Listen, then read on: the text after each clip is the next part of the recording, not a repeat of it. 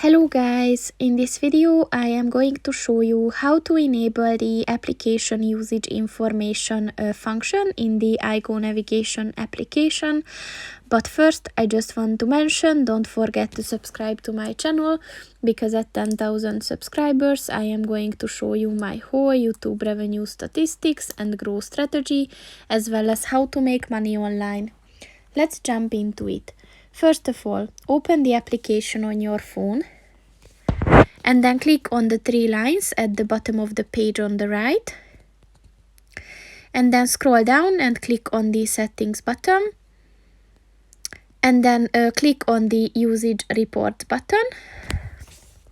And within this section, look for the application usage information button.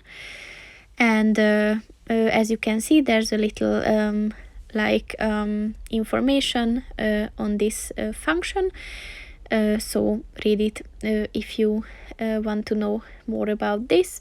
But if you want to enable this function, then just click on the white square next to it, and once it turns green, this function is on. So that's pretty much it for this video, guys. See you in the next one. Goodbye.